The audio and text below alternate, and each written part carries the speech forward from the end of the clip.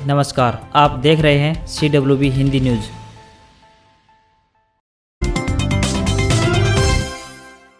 हरियाणा के मुख्यमंत्री मनोहर लाल ने पंजाब में चल रहे सियासी भूचाल व सिद्धू के इस्तीफे को लेकर कहा, सिद्धू टूरिस्ट पॉलिटिशियन है जो कई पार्टियों में अभी तक घूम चुके हैं। सीएम ने बुधवार को एक बार फिर से सुप्रीम कोर्ट के आदेशों के बावजूद SYL का पानी हरियाणा को नहीं दिए जाने की पीड़ा बयां के साथ ही एक बार फिर से उन्होंने पंजाब के पूर्व CM व वरिष्ठ नेता कैप्टन अमरिंदर सिंह को राष्ट्रवादी कहा। सीएम ने मोरनी व आसपास के ग्रामीणों को आश्वस्त किया कि इस क्षेत्र के विकास, सड़कों, बिजली, पानी, मोबाइल नेट, पेट्रोल पंप आदि सभी को लेकर काम चल रहा है।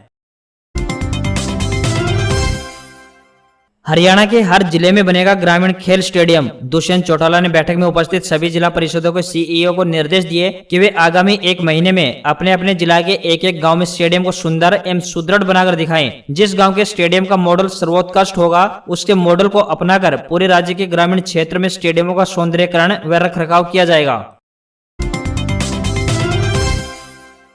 धान की खरीद शुरू न होने से किसान व आढ़ती परेशान हैं। थानेसर अनाज मंडी में हालात बिगड़ने लगे हैं। फट से लेकर सड़कों तक हर तरफ धान ही धान नजर आ रही है। मंडी में हजारों क्विंटल धान पहुंच चुका है। धान की सरकारी खरीद शुरू किए जाने की मांग को लेकर भारतीय किसान यूनियन के बैनर तले किसानों ने लघु सचिवालय पर पहुंचकर जोरदार प्रदर्शन किया। खरीद न होने से गुस्साए किसान उपायुक्त कार्यालय के समक्ष अपने धान गिराने के लिए धान से भरी ट्रॉलियां लेकर लघु सचिवालय पहुंचे। किसानों के लघु सचिवालय पहुंचने से पहले पुलिस प्रशासन ने लघु सचिवालय के गेट को बंद कर किसानों को वहीं पर रोक दिया। किसानों ने गेट के समक्ष धरना दे दिया। प्रशासन द्वारा लिखित में आश्वासन दिए जाने के बाद ही किसान अपने ट्रॉलियां लेकर वापस लौटे। किसानों ने चेताया कि यदि 1 अक्टूबर से खरीद शुरू नहीं हुई तो दोबारा से ट्रॉलियां लेकर उपायुक्त कार्यालय पहुंचेंगे और उपायुक्त कार्यालय के समक्ष धान गिराने का काम करेंगे। पूर्व भारतीय फुटबॉल कप्तान बाई सिंह भूटिया ने नीरज चोपड़ा को खेल रत्न देने की मांग की है। दरअसल मंगलवार को बाई सिंह भूटिया ने कहा कि टोक्यो ओलंपिक में गोल्ड मेडल जीतने वाले नीरज को इस साल खेल रत्न दिया जाना चाहिए। बता दें कि नीरज चोपड़ा ने भारत के लिए ट्रैक एंड फील्ड में पहला ओलंपिक गोल्ड अपने नाम किया। इस दौरान उन्होंने 87.58 मीटर भाला फेंककर इतिहास रच दिया था। वहीं भूटिया ने कहा कि इस साल कमेटी के सामने नीरज को लेकर कड़ी चुनौती होगी, क्योंकि वह एक ऐसे खिलाड़ी हैं जो इस अवार्ड के असल हकदार हैं।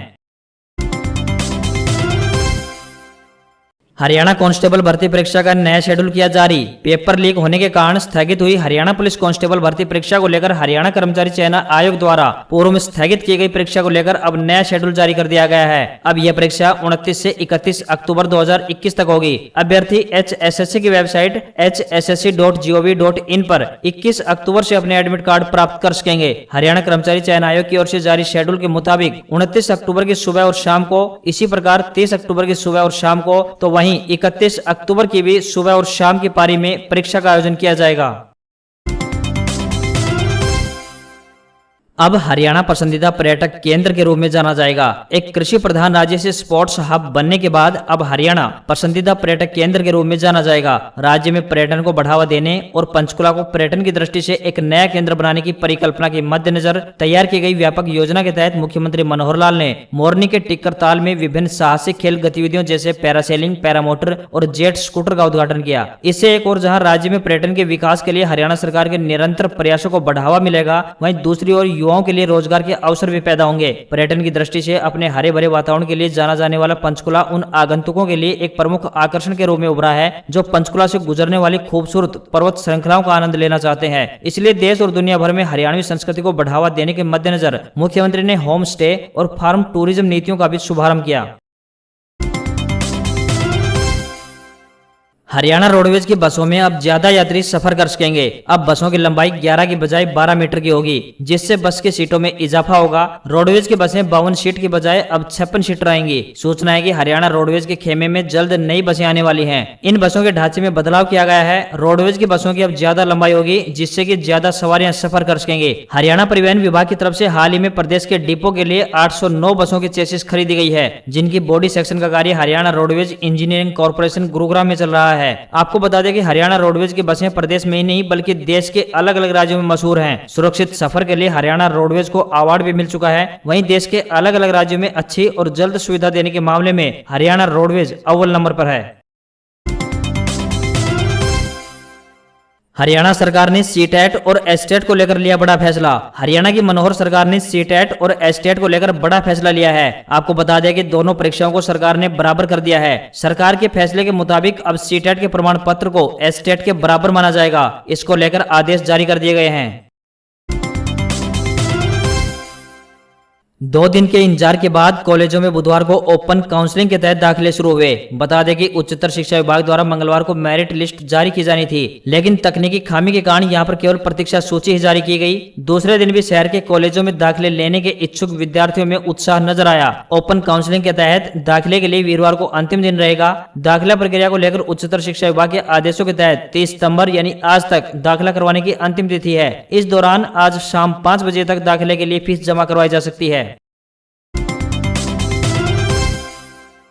एक तरफ जहां खेती में मशीनों का प्रयोग बढ़ने से बैल की कदर घटी है, जिससे बैल के साथ गाय से भी लोग मुंह मोड़ रहे हैं और सड़कों पर उन्हें बेसहारा छोड़ने पर मजबूर हो रहे हैं। वहीं दूसरी तरफ बात करें जींद जिले के कंडेला गांव के किसान दीपक की, तो अब भी बैल रखने का शौक रखते हैं। उनका 18 महीने का बैल 1,35,000 रुपए का बिका है। ये बैल हिसार जिले के कापड़ो गाँव के विनोद ने खरीदा है। इस बैल की खासियत की बात करें तो ये काफी तेज दौड़ता है। पंजाब और हरियाणा में कई जगह इनाम जीत चुका है। दीपक ने बताया कि उनकी देसी गाय का ये बछड़ा है। प्रतिदिन बिनोला, चना, गुड़, देसी घी और 5 लीटर दूध पिलाते थे। उसकी डाइट पर प्रतिदिन 500 रुपए से ज्यादा का खर्च आता था। दीपक के पास एक और बैल है जिसकी कीमत 2 लाख रुपए लग चुकी है, लेकिन वह उसे बेच नहीं रहे। अगर भैंस से तुलना करें तो भैंस औसतन 3 साल की होने पर बच्चा देती है। उस समय भैंस की कीमत 70,000 से लेकर 1 लाख रुपए होती है। अच्छी नस्ल की भैंस हो तो 1 लाख से 1.5 लाख रुपए में बिकती है, लेकिन दीपक का बछड़ा महज 1.5 साल में ही 1,35,000 रुपए में बिक गया। दीपक का कहना है कि अगर किसान गाय और बैल पाले तो उससे भी अच्छी बचत ले सकता है। हरियाणा के उप मुख्यमंत्री दुष्यंत चौटाला ने पंजाब कांग्रेस में मचे घमासान पर प्रतिक्रिया देते हुए कहा कि पंजाब से कांग्रेस के खात्मे की शुरुआत हो गई है। उन्होंने कहा कि पंजाब के बाद अब आने वाले समय में छत्तीसगढ़, राजस्थान और हरियाणा कांग्रेस में भी यही हाल देखने को मिल सकता है। वे बुधवार को चंडीगढ़ में पत्रकारों से रूबरू हो रहे थे। इलाहाबाद विधानसभा उपचुनाव के सवाल पर उप मुख्यमंत्री ने कहा कि बीजेपी जेजेपी मिलकर इस उपचुनाव को लड़ेंगे। उन्होंने कहा कि इसको लेकर जल्दी दोनों पार्टियों द्वारा एक राज्य स्तरीय बैठक की जाएगी और उसमें कौन सी पार्टी चुनाव लड़ेगी और कौन उम्मीदवार होगा इस बारे में निर्णय लिया जाएगा। दुष्यंत चौटाला ने कहा कि बीजेपी जेजेपी गठबंधन का मजबूत प्रत्याशी होगा और वो इलाहाबाद की सीट को जीतने का काम करेगा। 3 कृषि कानूनों के विरोध में लगातार किसानों का आंदोलन जारी है। वहीं किसान आंदोलन में किसी न किसी प्रकार से चर्चा की चीजें भी आती रही हैं। इससे पहले जहां बड़े बड़े ट्रैक्टर, ट्रॉली और अन्य साजो सामान देखने को मिला, वहीं अब वरिष्ठ राजनीतिक विशेषज्ञ अमित नेहरा ने अपनी फेसबुक वॉल पर कुछ तस्वीरें शेयर की हैं। ये तस्वीरें वास्तव में लोगों का ध्यान खींच रही हैं। इन तस्वीरों में एक चारपाई और देसी में कहें तो खाट है, जो करीब 2 लाख रुपए की कीमत से बनी है। डीगल टोल प्लाजा धरना स्थल पर एक ऐसा ही अजूबा सामने आया है जो हर किसी के लिए आकर्षण का केंद्र बना हुआ है। दूर दूर से लोग इस अजूबे को देखने आ रहे हैं। बता दें कि अजूबा है 5 क्विंटल वजनी, यानी कहें तो 500 किलोग्राम वजनी खाट, जिसे हम पलंग भी कह सकते हैं। धरना स्थल पर आने वाला हर शख्स इस पलंग पर बैठे बिना नहीं रहा और इस पर फोटो खींचने को लेकर उत्सुक रहा। 15 से 20 आदमी एक साथ बैठ सकते हैं। बता दें कि इस पलंग का वजन 5 क्विंटल यानी 500 किलोग्राम है। इसकी लंबाई 12 फीट है। शीशम की लकड़ी से बने इसके चारों पाए हैं 4 फुट ऊंचे हैं। किसी बोने कद के व्यक्ति को इस खाट पर बैठने के लिए कड़ी मशक्कत करनी पड़ेगी। पलंग की चौड़ाई की बात करें तो 6.5 फीट है। इस पलंग पर एक साथ 15 से 20 व्यक्ति आराम से बैठ सकते हैं। असली कलाकारी का नमूना तो इसकी भराई में नजर आ रहा है, जिसमें सन, पटसन, सूत, नायलॉन की 20 से भी ज्यादा रंगीन रस्सियां, जो कि महीन रस्सियों का उपयोग किया गया है। इन रंगीन रस्सियों से पलंग के बीचों बीच चौपट बनी हुई है। सिराने की तरफ देखें तो इन्हीं रस्सियों से देवनागरी लिपि में अहलावत खाप लिखा गया है। पगातों की तरफ साइड रंगीन रस्सियों से किसान आंदोलन और एक साइड डिग्गल लिखा हुआ स्पष्ट नजर आ रहा है। इसकी खूबसूरती में 4 चांद लगाने के लिए इसके चारों पायों पर पीतल की गजब एसेसरीज लगाई गई है, जो देखने वालों के मन को मोह रही है। इस पलंग को डिगल गांव के तस्वीर सिंह अहलावत ने हांसी कस्बे के कारीगर भगत राम से बनवाया है और इस पर खर्च की बात करें तो तकरीबन 2 लाख रुपए से ज्यादा का खर्च आया है। इसको तैयार करने में लगभग 2 महीने का समय भी लगा है। रीट में कट ऑफ 81 से 85% तक उम्मीद। एक्सपर्ट ने कहा इस बार 6 से 11% बढ़ेगा परसेंटेज। बीएड पास लेवल 1 में भी मार सकते हैं बाजी। रीट में इस बार कट ऑफ हाई रहेगा। लेवल 1 और लेवल 2 में पिछले सालों के मुकाबले कट ऑफ ज्यादा रहने की उम्मीद है। इसके मोटे तौर पर 3 बड़े कारण गिनाए जा रहे हैं। पहला, रीट के दोनों लेवल के पेपर पिछले सालों की तुलना में सरल आए। दूसरा, सब्जेक्ट एक्सपर्ट्स और कोचिंग संचालकों ने आंसर की से प्रश्न पत्रों का मिलान करके स्टूडेंट्स से जो सर्वे करवाए हैं उनमें ज्यादातर स्टूडेंट्स यही बात मान रहे हैं। तीसरा, जो स्टूडेंट्स रीट की परीक्षा देने के बाद परीक्षा केंद्रों से बाहर निकले उन्होंने भी परसेंटेज हाई रहने की बात कही। परीक्षा के बाद अब स्टूडेंट्स कट ऑफ को लेकर चिंतित हैं। अब की बार लेवल 2 के सवाल ज्यादा आसान रहे, ऐसा स्टूडेंट्स का मानना है। फिर भी कट ऑफ दोनों ही परीक्षाओं में लगभग बराबर ही जा सकती है, बल्कि लेवल 1 में 5 नंबर तक कट ऑफ ज्यादा रहने की उम्मीद है। पंजाब कांग्रेस प्रधान पद से इस्तीफा देने वाले नवजोत सिंह सिद्धू पर सांसद मनीष तिवारी ने वार किया है। उन्होंने कहा है कि जिन लोगों को पंजाब की समझ नहीं है वो मसले सुलझा रहे हैं। तिवारी ने पंजाब के हालात पर चिंता जाहिर की। मनीष तिवारी श्री आनंदपुर साहिब से सांसद हैं। मनीष तिवारी ने आगे कहा कि पंजाब की मौजूदा स्थिति दुर्भाग्यपूर्ण है। यहाँ अस्थिरता का माहौल देखकर कोई खुश होगा तो वह पाकिस्तान है। उन्हें लगता होगा कि पंजाब के इन अस्थिर हालातों में काले मंसूबों को अंजाम आसानी से दिया जा सकता है और उनके पास इससे अच्छा मौका नहीं होगा। तिवारी ने कहा कि पंजाब पाकिस्तान का सीमावर्ती राज्य है, इसे सुरक्षित हाथों में होना चाहिए। चुनाव एक पहलू जरूर है लेकिन राष्ट्रहित सबसे ऊपर है। पंजाब में तत्काल राजनीतिक स्थिरता बहाल करने की जरूरत है। तिवारी ने कैप्टन अमरिंदर सिंह की भी सराहना की। उन्होंने कहा कि अमरिंदर सिंह पंजाब की राजनीति को अच्छे से समझते हैं। बता दें कि तिवारी को कैप्टन का करीबी समझा जाता है। सिद्धू को पंजाब कांग्रेस का प्रधान बनाने का तिवारी ने भी पुरजोर विरोध किया था।